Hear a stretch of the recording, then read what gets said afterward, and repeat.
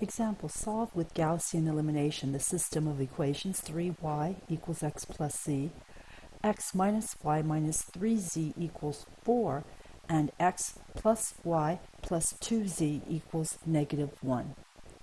Step 1, we are going to line stuff up. Line up the x's, the y's, the z's, the equal sign, and the numbers on the other side. That gives us x minus 3y plus z equals 0, x minus y minus 3z equals 4, and x plus y plus 2z equals negative 1. Equation A, equation B, equation C. Step 2, we're going to get the augmented matrix representing this system of equations by listing the coefficients of x in the first column, the coefficients of y in the second column, the coefficients of z in the third column. The equal sign is missing, it's not appearing here, but we have the constant numbers that are on the right side of the equal sign listed in the last column. And then we label row 1, row 2, and row 3. Now we're going to do the row operations step by step in order to get the lower triangular form. Essentially, that's ones on the diagonal and zeros on the lower triangle. First thing we're going to do is to avoid fractions. I did this two ways. The first way I was getting fractions all over the place, so I found that if I swap rows 2 and 3 that I won't get fractions. So you don't have to do this, but I decided to exchange rows 2 and row 3. And that's a legal row operation. It's okay to do that. And this is the result that I got. So now we're going to concentrate on we have a 1 in the upper left corner, so we're going to concentrate on the number directly below that. What do we want that number to be? For lower triangular form, we want that number that's circled to be a 0, because we want the first column to be 1, down below 0, down below 0. So we're going to work on getting that number that's circled to be a 0. And I thought about it for a while. I thought, okay, I'm going to do row 2 minus row 3 and take the answer and insert it into row 2. Now you do the work on the side. I'm not showing you the side work. I'm showing you the result of that calculation. So you're going to have to do the work yourself. So row 1 is unchanged and row 3 is unchanged, but row 2 is going to be the result of the operation listed above, R2 minus R3. And this is what we get. Now what are we going to do? We're going to look down below the 0 that we have now. We've got 1, 0, 1. Okay, what do we want that circled 1 to be? We want it to be 0. Remember, the lower triangular form, first column row, the first column has a 1, and then down below 0, down below 0. So how are we going to get that 1 that's circled to be 0? We are going to do, or I decided to do, row 3 minus row 1, take that result and insert it into row 3. That means only row 3 will change. Row 1 will remain unchanged, 1, negative 3, 1, 0.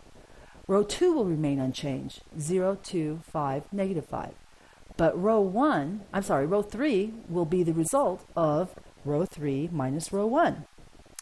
And that's our matrix. Okay, so the first column looks good. What do we have to do now? Well, the top of the second column, we don't care what's on top. The second number is part of the diagonal. Let's circle that. That's the number we want to be a 1, so we have 1s in our diagonal. So what should we do to get that number that's circled to be a 1? Thought about it for a while. I said, if we take row 2 and subtract 1/2 times row 3 and take that result and insert it into row 2, we'll get the 1 that we want in that circled position.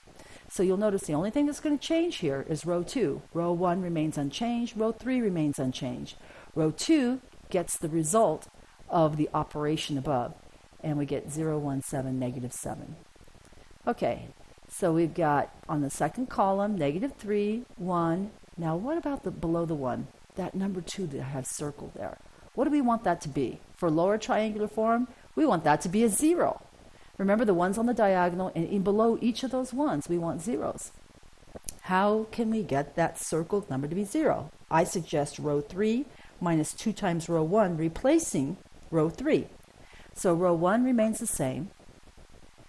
Row 2 remains the same, but row 3 will get the result of the operation I just listed above. And we get 0, 0, negative 18, 18. Here's our new matrix. All right. Now, there's just one more thing I need to worry about. The third column, 1, 7, That negative 18, I want that number to be a 1. Then I'll complete my 1s on the diagonal. What can I do to get that number to be a 1? And the easiest thing I could do, and remember, I don't want to mess up those zeros that I have in the lower triangle at this point. I don't want to mess up my work that I've already done. So the easiest way to do this is to take negative 1 over 18, multiply row 3, and replace row 3 with that result. That's a legal row operation. It's only going to change row 3. Row 1 will remain unchanged. Row 2 will remain unchanged. But row 3 will be changed because we're dividing that row by negative 18. And we get 0, 0, 1, negative 1. So now we have lower triangular form. 1's on the diagonal, 0's on the lower triangle.